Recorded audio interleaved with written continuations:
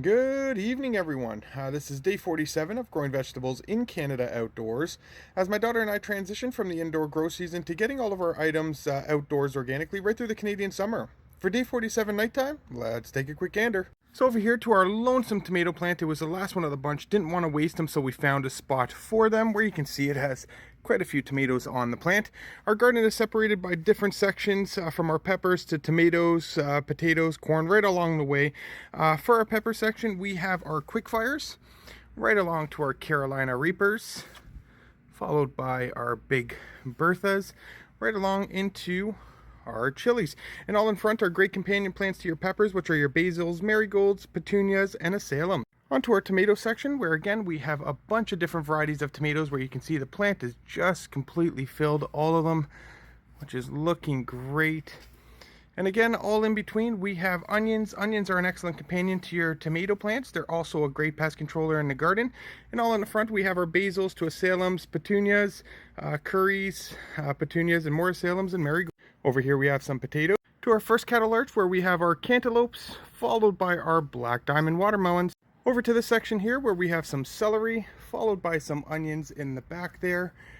All in the front, again, some asalems, marigolds, petunias, and more marigolds. Over here to our Jamaican callaloo that was harvested a few days ago, right along into some corn.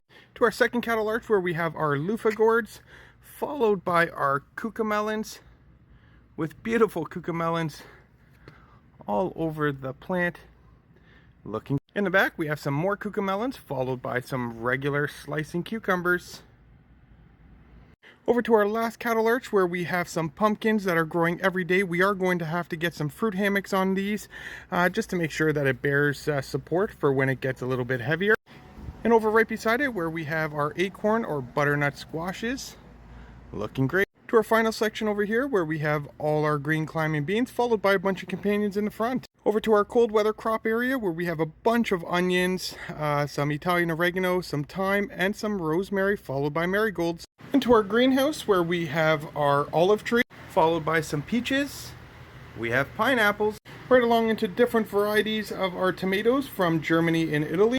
We have some basil and parsley. And right again to some mullein that was harvested by my daughter and I that we have to process. Over to some of our potted items, where we have our potted strawberries. We have our potted chamomile, following our recycling bin potatoes. So once again, for day 47, thank you so much everyone for tuning in. I really appreciate all the support, and I know my daughter does as well. And if you haven't yet, check out our website at CanadianVeggies.com for 100% organic items, apparel, and some of the services. For day 47 nighttime, have a great night.